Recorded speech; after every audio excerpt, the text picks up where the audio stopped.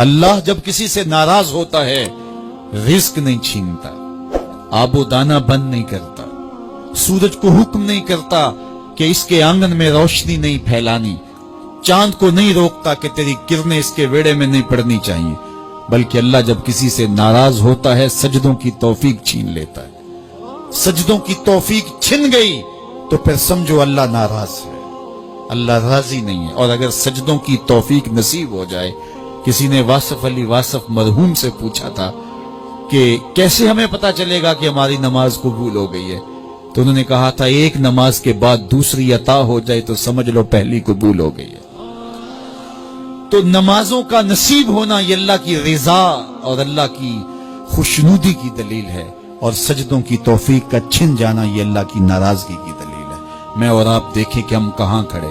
دیکھیے دولت تو کفار کو بھی ملتی ہے، اللہ دولت اسے بھی دیتا ہے جس سے راضی ہے، اسے بھی دیتا ہے جس سے نہیں راضی، لیکن سجدوں کی توفیق اسے ہی دیتا ہے جس پہ وہ راضی ہے۔ تو 5 گانا نماز شعار زندگی بنا لیجئے، نماز قضا نہ ہونے پائے۔ قیامت کے دن بے نمازی اس صف میں کھڑا ہوگا جس صف میں نمرود کھڑا ہوگا، جس صف میں حامان کھڑا ہوگا، قارون کھڑا ہوگا، شداد کھڑا ہوگا۔ مجھے بتائیے ہم میں سے کوئی یہ گوارہ کرتا ہے ہم اس صف میں کھڑے کر دیے جائیں جہاں دشمنان خدا کھڑے ہوں؟ آج کوئی نماز پڑھے یا نہ پڑھے، حشر کے دن حکم ہوگا کہ اللہ کے حضور سجدہ کرو۔ ہر کوئی سجدہ کرنا چاہے گا، جو نہیں پڑھتا وہ بھی کرنا چاہے گا، لیکن بے نمازی کی کمر اکڑ جائے گی، وہ آرزو رکھنے کے باوجود سجدہ نہیں کر پائے گا۔ قرآن بتاتا ہے کچھ لوگ جہنم کو دھکیلے جا رہے ہوں گے، انہیں کچھ لوگ پوچھیں گے ما سلککم فی سقر، تم جہنم کو کیوں جا رہے ہو، کیا ہوا تمہیں؟ تو وہ جواب میں کیا کہیں گے؟ لم نک من المصلین، ہم نماز نہیں پڑھا کرتے تھے۔ سب سے پہلا حساب قیامت کے دن جو بندے سے لیا جائے گا وہ نماز کا لیا جائے گا۔ پہلا سوال بندے سے یہ ہوگا۔ یا چڑیاں بھی رب کی تسبیح بولیں اور اشرف المخلوقات سویا رہے، جب صبح کا وقت ہوتا ہے حشرات الارض بھی بلوں سے نکل کے رب کی تقدیس کے ترانے پڑھ رہے ہوتے ہیں، درختوں کی شاخوں پہ چڑیاں پرندے وہ بھی اللہ کی تقدیس کے ترانے پڑھ رہے ہوتے ہیں، حشرات الارض بھی اس کی تقدیس کے گیت گا رہے ہوتے ہیں، اور اشرف المخلوقات خراٹے لے رہا ہو، اس سے بڑی بد نصیبی کیا ہو سکتی ہے؟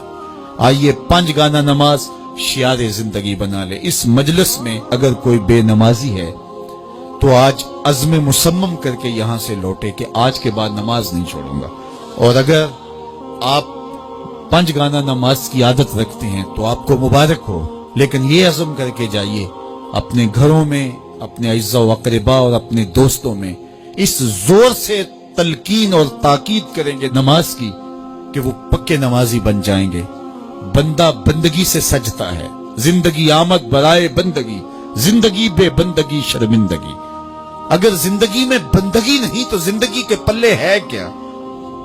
علماء نے لکھا ہے کہ یہ سارے درخت حالت قیام میں ہیں، چوپائے حالت رکوع میں ہیں، مینڈک تشہد میں ہیں، اور حشرات الارض سجدے میں ہیں، اور انسان اشرف المخلوقات ہے۔ اس کی عبادت میں درختوں کا قیام بھی رکھا گیا، اور رکوع بھی رکھے گئے، اور سجدے بھی رکھے گئے، اور قعدے بھی رکھے گئے، اس لیے تاکہ اس کی عبادت تمام مخلوقات کی عبادات کی جامع بن جائے۔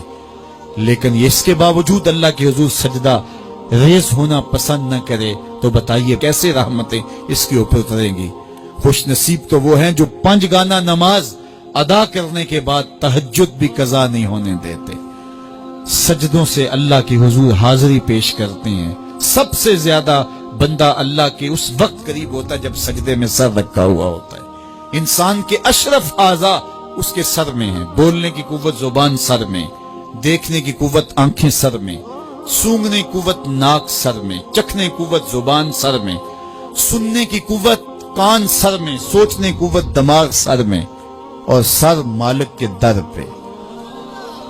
ناک بھی رگڑ رہا ہے، پیشانی بھی رگڑ رہا ہے، اور زبان سے کیا کہہ رہا ہے؟ سبحان ربی الاعلی، مالک مجھ سے نیچے کوئی نہیں، تیرے سے بالا کوئی نہیں۔ انسان کو بندگی کا ذوق جب نصیب ہو جاتا ہے، جب اس کے حضور بندہ جھکنے لگ جاتا ہے تو پھر وہ کسی کے آگے نہیں جھکتا۔ وہ ایک سجدہ جسے تو گراں سمجھتا ہے 1000 سجدے سے آدمی کو دیتا ہے نجات۔